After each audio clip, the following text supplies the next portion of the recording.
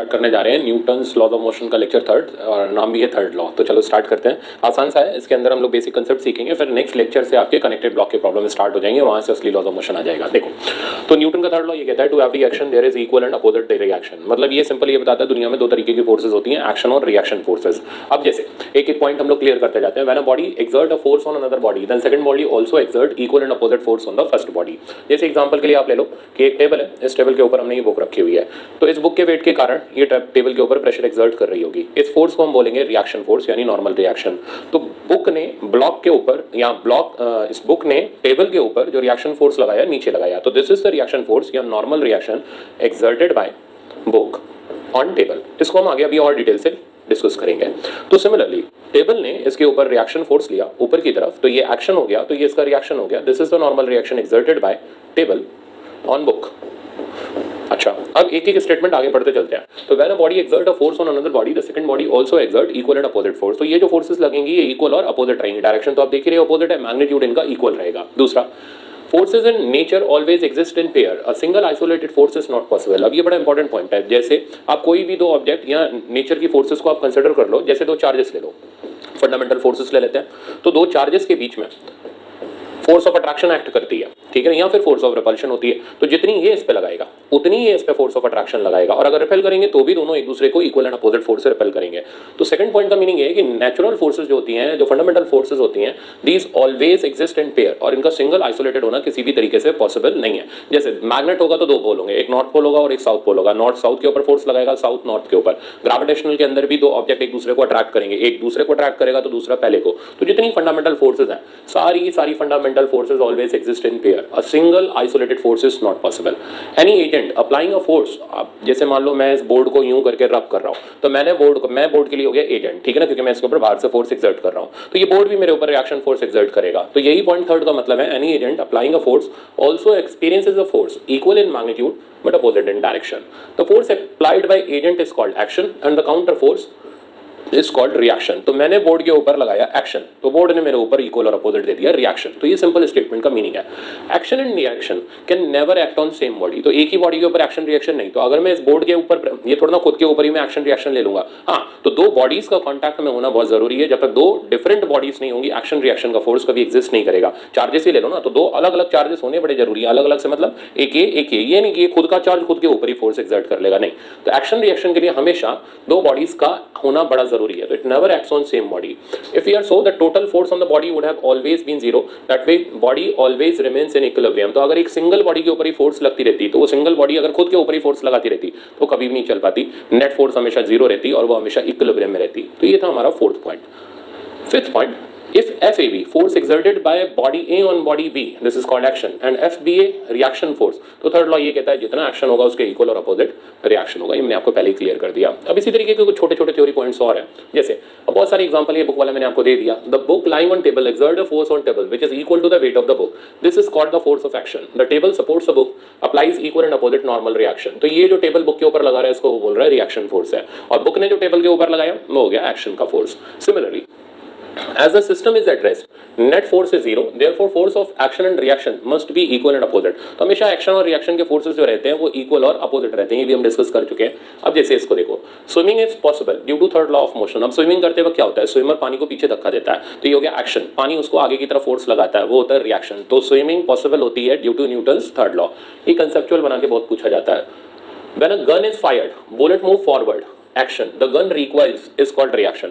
तो गन से bullet fire करी, तो ठीक है ना, तो गन ने बुलेट पर क्या किया, एक्शन लिया, बुलेट को आगे भेजा, तो बुलेट ने उसके ऊपर इक्वल एंड अपोजिट फोर्स लगाई, तो जो होल्ड करके रखा होगा गन उसको झटका पीछे की तरफ लगेगा, उसको बोलेंगे हम reaction. Rebounding of rubber ball takes place due to third law of motion, rebounding. अब बॉल को हमने पटक के जमीन पे मारा, तो बॉल ने जमीन पर फोर्स लगाई नीचे की तरफ, हो गया एक्शन। जमीन ने बॉल को फोर्स दिया ऊपर की तरफ, हो गया रिएक्शन, जिसकी वजह से बॉल ऊपर बाउंस करती है। While walking a person presses the ground in backward direction. अब आप इसका तो परफेक्ट डायग्राम देख लो, तो जमीन पर दौड़ते वक्त या चलते वक्त ये जो पर्सन है ये अपने पैर से ग्राउंड को इधर पुश कर रहा है, तो this is the force exerted by, red colour का मैं डिनोट कर रहा हूं इसको, this is the force exerted by person on ground. ये हो गया एक्शन, और ग्राउंड ने इस पे इक्वल एंड अपोजिट डायरेक्शन में फोर्स लगा करके दिया रिएक्शन। तो this is the force exerted by, R is the force exerted by ground on person. अब इस फोर्स का जो आगे की तरफ का कंपोनेंट है, इस डायरेक्शन का कंपोनेंट है, ये इसको एक्सेलरेट कराने के काम में आता है। तो ये इस फिफ्थ पॉइंट का मीनिंग है। While walking a person presses the ground in backward direction, action, the ground pushes the person in forward direction is called reaction. The component of the reaction in horizontal direction makes person move forward. तो ये horizontal direction का जो component है ये आगे धक्का देता है। आप जमीन पर खड़े खड़े यूं प्रेस करोगे तो थोड़ा आगे जाओगे, तो पीछे पुश करोगे तब जमीन आपको आगे की तरफ एक कंपोनेंट देगी जो एक्सेलरेट कराएगा। Okay, it is difficult to walk on ice और सैंड। अब इसका कारण क्या है? बर्फ पर चलते वक्त जैसे ही हम बर्फ को पीछे पुश करेंगे, अब बर्फ होती है स्मूथ सरफेस, ठीक है ना, उसमें फ्रिक्शन बहुत कम होता है, तो जैसे ही हम पुश करते हैं ज्यादा ताकत से तो हम फिसल जाते हैं। तो इसलिए बर्फ के ऊपर या सैंड के ऊपर चलना पॉसिबल कम हो पाता है, मतलब आप उसमें फ्रीक्वेंटली वॉक नहीं कर सकते, तेजी से वॉक नहीं कर सकते वरना गिर पड़ोगे। Driving a nail into wooden block without holding the block is difficult. अब किसी कील को ठोकना है तो बिना उस डब्बे को पकड़े आप कील नहीं ठोक पाओगे, कारण जैसे ही आप ठोकोगे तो आप ले रहे हो एक्शन, डब्बा लेकर रिएक्शन, तब कील उसके अंदर ड्राइव होगी। अब उसको छोड़ दोगे तो वो फोर्स उसको क्या करेगी, एक्सेलरेट करा के आगे ले जाएगी और कील डब्बे के अंदर नहीं जा पाएगी। अच्छा, अब इसमें एक छोटा सा एग्जांपल है। You are on a frictionless plane, how can you get off the horizontal get off if no horizontal force is exerted by pushing against the surface. बहुत इंपॉर्टेंट क्वेश्चन है ये। क्वेश्चन का प्रैक्टिकल मीनिंग है कि आप एक point में खड़े हुए हो, बर्फ जम गई है, ठीक है ना, अब बिल्कुल भी चलना पॉसिबल नहीं है क्योंकि फ्रिक्शन प्रेजेंट ही नहीं है, ठीक है ना। अब आप कैसे किनारे तक जाओगे? यहाँ एक बोट है, बोट भी कैसे किनारे तक जाती है, उसका क्या प्रिंसिपल है? सेम प्रिंसिपल है। आप कोई भी चीज आगे की तरफ फेंको तो जब आप आगे फेंकोगे तो वो चीज आपको रिएक्शन फोर्स पीछे की तरफ देगी, वो आपको साइड में ले जाना शुरू करेगा। आप बीच में खड़े हुए हो तो क्या आगे की तरफ फेंकोगे? ऑप्शंस पे गौर करना। बाय जंपिंग तो भाई कर ही नहीं पाओगे, अगर जंप करनी आगे कोशिश करोगे तो लुढ़क करके गिर पड़ोगे क्योंकि जरा सा भी फ्रिक्शन नहीं है। दूसरा, पहले मैं तीसरे, by rolling your body, roll भी नहीं हो पाएगी क्योंकि एक ही जगह यूं यूं यूं रोल करते रहोगे, फ्रिक्शन है ही नहीं जो आपको आगे ले जा पाए। Bye running on the, run भी नहीं कर पाओगे क्योंकि दौड़ोगे तो एक ही जगह दौड़ते रहोगे, फिर थक के एक जगह गिर पड़ोगे। बाय स्पिटिंग और स्नीजिंग, अब ये बड़ा इंटरेस्टिंग है। स्पिटिंग मतलब आगे की तरफ थूक करके, वो आते हैं ना वो विमल गुटके का एग्जांपल, जुबान केसरी, ठीक है ना, आगे की तरफ थूका तो क्या हुआ? अब ये मतलब बिल्कुल अजीब सा लगता है। तो आगे की तरफ थूका तो थूकने से फोर्स आपने आगे डेवलप करी, हो गया एक्शन, उस फोर्स ने आपको रिएक्शन दिया पीछे की तरफ, तो वो जाकर के आपको ड्राइव करेगा और कॉर्नर तक ले जाने की कोशिश करेगा। तो ये बड़ा इम्प्रैक्ट, ऐसे कोई करता नहीं है, सीरियस मत हो जाना। तो ये बिल्कुल इम्प्रैक्टिकल एग्जांपल हो गया। हाँ, बट हम कर सकते हैं, किसी भी चीज को हॉरिजॉन्टली फेंको। अब ये जरूरी नहीं है स्पिटिंग और स्नीजिंग ही करते जाओ, कोई भी पत्थर वत्थर आपके हाथ में आगे की तरफ फेंको, आप पीछे की तरफ मूव करोगे। अच्छा, अब नेक्स्ट पॉइंट, अब हम काम की चीज स्टार्ट कर रहे हैं। तो कुल मिलाकर के कंक्लूजन ये है कि न्यूटन थर्ड लॉ बताता है एक्शन और रिएक्शन टाइप के दो फोर्सेस होते हैं। अब सबसे पहली फोर्स जो हम डिस्कस करने जा रहे हैं वो है नॉर्मल रिएक्शन। अब इसकी प्रॉपर्टीज सुनो, फिर मैं बता रहा हूँ टेंशन, उसकी प्रॉपर्टीज सुनो, फिर नेक्स्ट लेक्चर से आप इनको लगाने का स्टार्टिंग करना, ठीक है ना। फिर मैं सिस्टम बाउंड्री टेक्निक इंट्रोड्यूस करूंगा, वहां से न्यूमेरिकल स्टार्ट हो जाएंगे। तो देखो, नॉर्मल रिएक्शन, नॉर्मल रिएक्शन तब एक्ट करता है when two surfaces are in contact with each other, contact with each other. अच्छा, अब खाली कॉन्टैक्ट में होने से भी नॉर्मल नहीं लगता, ठीक है ना। इसके लिए आपको नॉर्मल लगाने के लिए आपको विद ईच अदर दो सरफेसेस एक दूसरे के ऊपर प्रेशर भी एक्सर्ट करने चाहिए। अब जैसे मेरे कहने का मतलब क्या है, मैं इस तरीके से इस बोर्ड से यूं करके बस सट के खड़ा हो गया, अभी कोई नॉर्मल रिएक्शन नहीं लग रही क्योंकि मैं कोई फोर्स ही नहीं एक्सर्ट कर रहा, तो उसके लिए एक्शन रिएक्शन का फोर्स होना बड़ा जरूरी है। अब अगर मैं यूं पुश करूं तो नॉर्मल रिएक्शन एक्सर्ट होगी। अब इतने सारे फिंगरप्रिंट्स बन गए इसके ऊपर, तो मैं इसको हटा दे रहा हूं और देखो आप, तो जब भी दो सरफेसेस कांटेक्ट में होते हैं और एक दूसरे के ऊपर प्रेशर एक्सर्ट कर रहे होते हैं, यानी एक बॉडी एक्शन ले रही होती है, तब दूसरी बॉडी रिएक्शन फोर्स उसके ऊपर एक्सर्ट करती है। दूसरी बात, normal reaction is always perpendicular to the surface, तो हमेशा सरफेस के परपेंडिकुलर रहता है, ठीक है। और इसे लगाने का तरीका बड़ा आसान है। देखो, जैसे हम लोगों ने अभी बुक वाला एग्जांपल लिया था, तो एक बुक को या किसी ऑब्जेक्ट को या किसी ब्लॉक को हमने ग्राउंड के ऊपर रख दिया, तो ब्लॉक ने ग्राउंड पर रिएक्शन फोर्स नीचे लगाया, तो ग्राउंड ने ब्लॉक पर रिएक्शन फोर्स ऊपर लगाया। ये दोनों फोर्सेस हमेशा सरफेस के परपेंडिकुलर लगेंगे और इक्वल और अपोजिट रहेंगे। अब अगर हम नंबर ऑफ ऑब्जेक्ट इसमें बढ़ाते चले जाएं, जैसे मान लो मैंने ये बुक ली, एक और बुक ली, एक और बुक ली, अब अगर मैं रिएक्शन फोर्सेस एक्सर्ट करना स्टार्ट करूं तो फर्स्ट, सेकंड, थर्ड, अब तीनों के तीनों ऑब्जेक्ट एक दूसरे के सरफेस के ऊपर रिएक्शन फोर्स एक्सर्ट कर रहे होंगे। वन वाला ग्राउंड को नीचे धक्का दे रहा होगा, N1 से ग्राउंड इसको ऊपर धक्का दे रहा होगा N1 से। अब 2 के बीच में चलते हैं, 2 वाला 1 वाले को नीचे पुश कर रहा होगा बाय N2, ये 1 वाला इसको ऊपर पुश कर रहा होगा बाय N2। तो ये हर सरफेस के बीच में एक्शन रिएक्शन फोर्स लगता जाएगा। सिमिलरली अगर हम टॉप वाले सरफेस की बात करें तो ये इसको नीचे धक्का देगा N3 से, ये इसको ऊपर धक्का देगा N3 से। तो कहीं पर भी आप नॉर्मल रिएक्शन चेक कर लो, ये हमेशा इक्वल और अपोजिट रहेगा और सरफेस के परपेंडिकुलर। अब जैसे इंक्लाइंड प्लेन ले लेते हैं, इंक्लाइंड प्लेन में अगर मैं यहाँ पर फोर्सेस अप्लाई करूं तो देखें कहाँ कहाँ कितनी कितनी फोर्सेस लग सकती हैं, बड़े ध्यान से देखना। जहां जहां कांटेक्ट होगा, तो एक तो इधर बेटा कांटेक्ट है और एक इस जगह पर कांटेक्ट है, तो जहां जहां ऑब्जेक्ट्स का कांटेक्ट होगा वहां वहां रिएक्शन फोर्स डेवलप होगा। अब लगाते हैं, तो सरफेस, ये रहा सरफेस ऑफ कांटेक्ट, तो ब्लॉक पर इंक्लाइंड ने इधर नॉर्मल लगाया सरफेस के परपेंडिकुलर, और ब्लॉक ने इंक्लाइंड पर इधर नॉर्मल लगाया सरफेस के परपेंडिकुलर। सिमिलरली इसके ऊपर बात करते हैं इंक्लाइंड और ग्राउंड के बीच में, तो इंक्लाइंड ने ग्राउंड पर नीचे नॉर्मल लगाया एन डैश, ग्राउंड ने इंक्लाइंड पर ऊपर नॉर्मल लगाया एन डैश। तो कहीं का भी नॉर्मल चेक कर लो, सरफेस के हमेशा परपेंडिकुलर रहेगा, इक्वल अपोजिट रहेगा। और एग्जांपल देखो, नेक्स्ट एग्जांपल नॉर्मल रिएक्शन का ही रहा। मान लो हम लोगों ने एक लैडर को दीवार के सारे यूं सपोर्ट से टिका दिया, तो ये रहा लैडर का प्रॉब्लम। अब जरा गौर करना, लैडर के इस प्रॉब्लम में ये जो लैडर है इसका तो ये शार्प पॉइंट है, बट ग्राउंड का ये सरफेस है। नॉर्मल रिएक्शन पॉइंट की नहीं, सरफेस के परपेंडिकुलर लगती है। तो इस ग्राउंड ने लैडर पर नॉर्मल ऊपर लगाया सरफेस के परपेंडिकुलर, और लैडर ने ग्राउंड पर नीचे लगाया। सिमिलरली ये रहा इस जगह का सरफेस, लैडर ने इसको इधर पुश किया एन डैश की नॉर्मल से, इसने इसको इधर पुश किया एन डैश की नॉर्मल से। और एग्जांपल लेते हैं, अब आप ये वाला एग्जांपल ले लो, स्टेयर लैडर प्रॉब्लम। देखना, तो मान लो सीढ़ी है, जैसे ये रही स्टेयर, और ये लैडर को हमने स्टेयर और ग्राउंड के सपोर्ट से यहाँ पर टिका दिया। अब जरा चेक करते जाना कहाँ कहाँ सरफेस है। तो यहाँ पर लैडर का सरफेस है और स्टेयर का एक शार्प पॉइंट है, तो सरफेस के परपेंडिकुलर यहाँ नॉर्मल इधर लगा, इसने नॉर्मल इधर लगाया। इधर चेक करो, स्टेयर का शार्प पॉइंट है, लैडर का सरफेस है, तो सरफेस के परपेंडिकुलर N2, इधर ये N2। ग्राउंड पर चेक करो, स्टेयर का पॉइंट है, ग्राउंड का सरफेस है, तो ग्राउंड के परपेंडिकुलर N3, इधर N3। तो मेरे ख्याल से अब नॉर्मल पहचानने में आ गई होगी कि हमेशा सरफेस के परपेंडिकुलर लगती है। और दिखाता हूँ, अब जैसे स्फेरिकल ऑब्जेक्ट ले लेते हैं, गोल ऑब्जेक्ट ले लेते हैं। मान लो ये रहा, और इसी तरीके से मान लो ये रहा, तो ये मेरे पास दो गोल ऑब्जेक्ट्स हैं, दोनों के दोनों आपस में कांटेक्ट में है, ठीक है ना। अब मैं इसमें क्या करता हूँ, इनका कांटेक्ट और अच्छा बनाने के लिए इधर उधर कुछ बाउंड्रीज क्रिएट कर देते हैं। जैसे ये इस तरीके से ये बाउंड्री ले लो, और इधर ये एक बाउंड्री ले लेते हैं। तो ये कुल मिलाकर के मैंने दो बाउंड्रीज यहाँ पर कंसिडर करी, ठीक है। तो ये दो ऑब्जेक्ट इस तरीके से कांटेक्ट में रखे हुए हैं। अब कहाँ कहाँ कैसे कैसे नॉर्मल लगेगा वो समझते हैं। अब स्फीयर के अंदर नॉर्मल की क्या प्रॉपर्टी होती है, नॉर्मल स्फीयर के अंदर या किसी सर्कल के अंदर हमेशा सेंटर से पास करता है। मतलब नॉर्मल वाली लाइन सेंटर से तभी पास करेगी ना जब वो रेडियस के अलॉन्ग होगी, मतलब टेंजेंट के परपेंडिकुलर होगी। तो सर्कुलर ऑब्जेक्ट का जो नॉर्मल होता है वो हमेशा सेंटर से पास करता है और टेंजेंट के परपेंडिकुलर लाइन होती है। तो देखना, यहाँ फिर सरफेस के परपेंडिकुलर जो भी आप बोलना चाहो, इस जगह पर अगर आप देखो तो ये इसकी टेंजेंट का काम कर रही है। इस जगह पर आपको कॉमन टेंजेंट बनानी पड़ेगी, ये इसकी कॉमन टेंजेंट होगी, इस जगह पर ये टेंजेंट का काम कर रही है। अब नॉर्मल लगाने की कोशिश करते हैं। तो इस पॉइंट पर नॉर्मल ऊपर लगा और ये नॉर्मल इसके सेंटर से पास किया, ग्राउंड पर नॉर्मल नीचे लगा। इस जगह का नॉर्मल इस वाले स्फीयर ने, नाम डाल देता हूं 1 वाले ने 2 वाले के ऊपर नॉर्मल इधर लगाया N2, इसने इस पे नॉर्मल इधर लगाया N2। अच्छा, अब इधर की बात करते हैं, ये इसका सरफेस हो गया तो नॉर्मल इसके परपेंडिकुलर, इधर साइड नॉर्मल लगा N3, इसने इस पे इधर लगाया N3। तो कहीं पर भी बच्चों नॉर्मल रिएक्शन देखना हमेशा सरफेस के परपेंडिकुलर रहेगी। स्फीयर के अंदर बस प्रॉपर्टी होगी वो सेंटर से पास करेगी। तो ये थी पहली रिएक्शन फोर्स जिसका नाम था नॉर्मल रिएक्शन। इसी तरीके से दूसरी रिएक्शन फोर्स भी हमें थर्ड लॉ के अंदर पता चलती है, वो है टेंशन।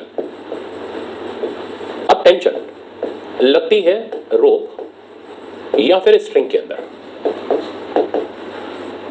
अच्छा, अब रोप या स्ट्रिंग भी दो तरीके की होती है, एक होती है आइडियल रोप। आइडियल रोप मतलब मासलेस। अब इस मासलेस रोप में के अंदर हर जगह पर जो खिंचावट होती है, अब कैसे डेवलप होती है, जैसे ये स्ट्रिंग आप देख रहे हो, मैं इसको यूं करके खींचना स्टार्ट करूं तो ये अब ये थोड़ा ना खींचते ही चला जाऊंगा, बढ़ती चली जाएगी, एक पर्टिकुलर पॉइंट पर जाके अटक गई। अब ये मेरी फोर्स को अपोज कर रही है, इसके अंदर टाइटनेस आ चुकी है, उस टाइटनेस को हम बोलते हैं टेंशन।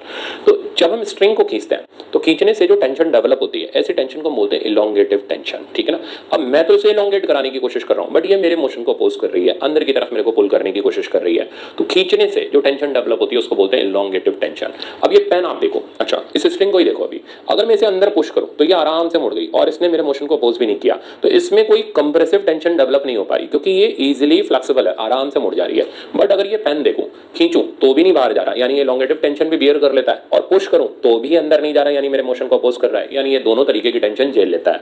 तो आइडियल रोप मासलेस रोप होती है और इस रोप के अंदर सिर्फ और सिर्फ एक ही तरीके की टेंशन आ सकती है, तो it can support only elongative tension. तो खींचने पर रस्सी टाइट हो जाएगी और उसके अंदर टेंशन डेवलप हो जाएगी। अच्छा, दूसरा, it can not support compressive tension. तो ये कंप्रेसिव टेंशन नहीं सपोर्ट कर पाती, और on compression it becomes slack. Slack यानी मुड़ जाना। आइडियल रोप की प्रॉपर्टी होती है कि वो मासलेस होती है, मतलब मास नेग्लिजिबल, सिंपल सा धागा ले लो वो आइडियल रोप की तरह काम करेगा, और आइडियल रोप सिर्फ और सिर्फ एलोंगेटिव टेंशन ही झेल पाती है, कंप्रेसिव नहीं झेल पाती। दूसरा, इस आइडियल रोप के अंदर, तो in ideal rope tension is same everywhere, तो हर जगह पर आइडियल रोप के अंदर टेंशन सेम रहती है, उसके मास के ऊपर डिपेंड नहीं करती, कि होगा तब तो डिपेंड करेगी, इसलिए हम उसको आइडियल रोप बोलते हुए चलते हैं। अब टेंशन लगाने का तरीका क्या है? अच्छा, अगर हम रॉड, इसकी रोप की जगह रॉड ले लें, ठीक है ना, रॉड जो है वो दोनों तरीके की टेंशन झेल सकती है, एलोंगेटिव भी और कंप्रेसिव भी। तो पहले लगा के देखते हैं टेंशन। तो देखना, जैसे मैंने यहां छत से एक ब्लॉक को टांग दिया, अब ब्लॉक रस्सी को क्या कर रहा होगा, आप पहले सोच लो, कंप्रेस कर रहा होगा या एलोंगेट करने की कोशिश कर रहा होगा। तो ब्लॉक रस्सी को नीचे खींच रहा होगा, तो ब्लॉक ने रस्सी पर एक्शन लिया नीचे की तरफ, रस्सी ने ब्लॉक पर रिएक्शन फोर्स ऊपर लगाया, इस रिएक्शन फोर्स का नाम है टेंशन। तो टेंशन किस पर लगानी होती है? तो टेंशन लगानी होती है उन ऑब्जेक्ट्स पर जो रस्सी के दोनों एंड्स पर कनेक्टेड होते हैं। तो रस्सी ने छत को कहां की तरफ पुल किया? नीचे, तो इधर टेंशन लगी टी। तो हर जगह पर इस रस्सी में खिंचावट सेम रहेगी, और ये तब रहेगी जब रस्सी आइडियल होगी। तो we have to apply tension on objects connected at ends of string। और टेंशन लगाने का बड़ा सिंपल सा तरीका है, एलोंगेटिव टेंशन हमेशा अवे फ्रॉम बॉडी एक्ट करेगी। तो elongative tension act away from body.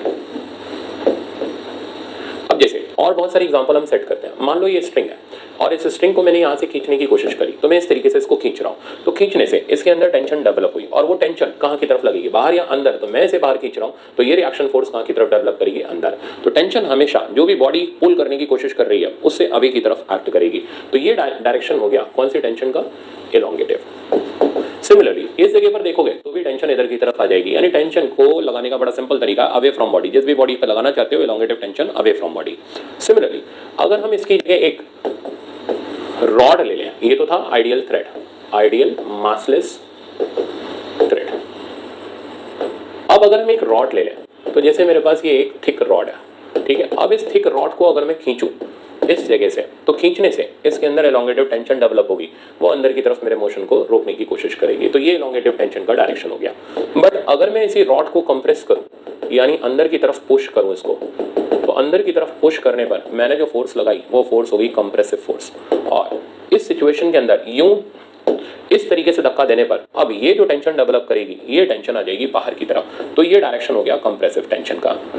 तो एलोंगेटिव टेंशन कहाँ की तरफ एक्ट करेगी? तो मैंने इस रस्सी को खींचा, तो एलोंगेटिव टेंशन कहाँ की तरफ एक्ट करेगी? अंदर की तरफ। मैंने यूं कंप्रेस किया, तो कंप्रेसिव टेंशन कहाँ की तरफ एक्ट करेगी? बाहर। तो हर एक टेंशन हमेशा जो नेचर होता है उसको अपोज करने की कोशिश करती है। एलोंगेटिव को अपोज करने की कोशिश इसलिए अंदर की तरफ, कंप्रेसिव को अपोज करने की कोशिश इसलिए बाहर की तरफ। तो आई थिंक यहाँ पर बेसिक आपको टेंशन का नेचर समझ आ गया होगा। अब अगर हम रोप को थिक रोप लेते हुए चले, यानी नॉन आइडियल लेते हुए चले, तो ऐसे में अलग अलग जगह खिंचावट अलग अलग होगी। तो अगली रोप है नॉन आइडियल रोप। तो नॉन आइडियल रोप के अंदर टेंशन डिपेंड्स ऑन मास। तो टेंशन जो होती है वो मास पर डिपेंड करती है। अलग अलग जगह पर टेंशन जो होती है वो अलग अलग तरीके से लगती है। जैसे इस सिचुएशन के अंदर मान लो मैंने एक मोटी रस्सी से ब्लॉक को सस्पेंड कर दिया। अब ये एक थिक रोप है, अब इस थिक रोप में यहाँ पर एलोंगेटिव टेंशन अलग होगी, यहाँ पर टेंशन अलग होगी, यहाँ पर टेंशन अलग होगी।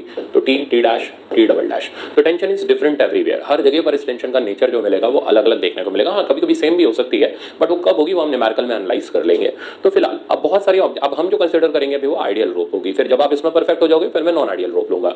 तो पहला काम, एक बार फटाफट से टेंशन लगाना सीखते हैं।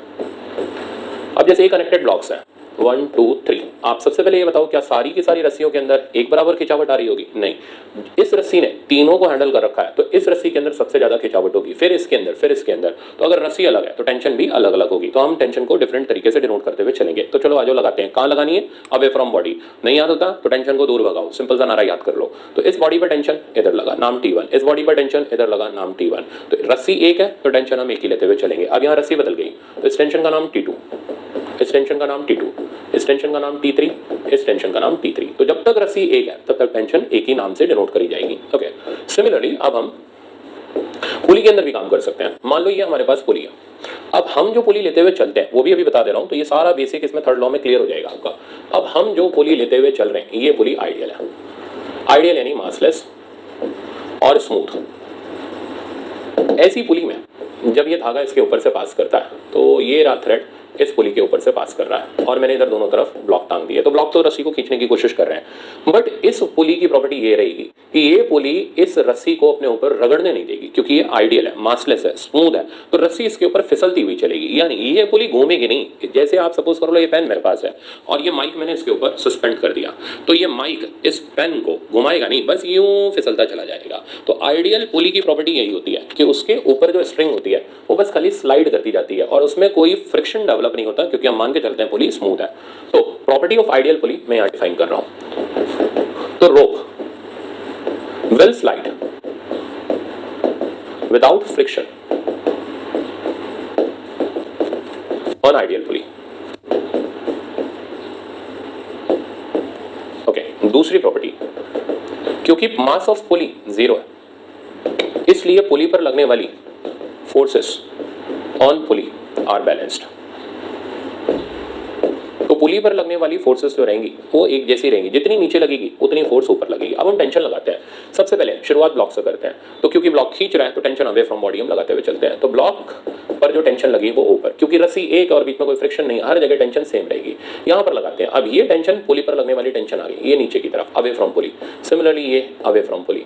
इस स्ट्रिंग में नाम टी डैश डाल दिया, अवे फ्रॉम पुली, इस डब्बे पर नाम टी डाल दिया। अब चेक करो, क्योंकि मैंने बोला कि पुली आइडियल है तो पुली पर लगने वाली फोर्सेस बैलेंस होगी, जितनी नीचे फोर्स लग रही होगी उतनी ऊपर लग रही होगी, यानी टी डैश का जो वैल्यू होगा वो 2t के बराबर हो जाएगा। तो बहुत सारी प्रॉपर्टीज होती हैं आइडियल पुली की, इनको हम जब पुली का सिस्टम पढ़ेंगे तो साथ साथ देखते रहेंगे। जैसे मैंने एक और पुली का सिस्टम ले लिया। अब इस पुली सिस्टम के अंदर ये रही हमारी पुली जो सेंटर से यहाँ पर अटैच्ड है, एक तरफ ये ब्लॉक, एक तरफ ये ब्लॉक और एक और ब्लॉक मैंने इधर सस्पेंड कर दिया। अब एक बार फिर से टेंशन लगाने की हर जगह पर कोशिश करते हैं। तो अब अगर आप टेंशन लगाओगे तो इधर की टेंशन, क्योंकि रस्सी अलग अलग है तो टेंशन के नाम अलग अलग करने पड़ेंगे। तो इधर टेंशन आ गई T1, यहाँ टेंशन आ गई T2, यहाँ tension away from pulley T2, similarly यहाँ टेंशन आ गई T2, यहाँ टेंशन आ गई T2। अब इधर की टेंशन आपको निकालनी है T3, तो पुली की फोर्सेस को बैलेंस कर लो, तो T3 का वैल्यू हो गया ट्वाइस ऑफ T2 के बराबर। तो आई थिंक अब आपको टेंशन लगाना आ गई, नॉर्मल रिएक्शन समझ आ गई। अब हम लोग स्टार्ट करेंगे कनेक्टेड ब्लॉक के प्रॉब्लम, उसके अंदर आप इनमें और परफेक्ट होते चले जाओगे। चलो, थैंक यू सो मच।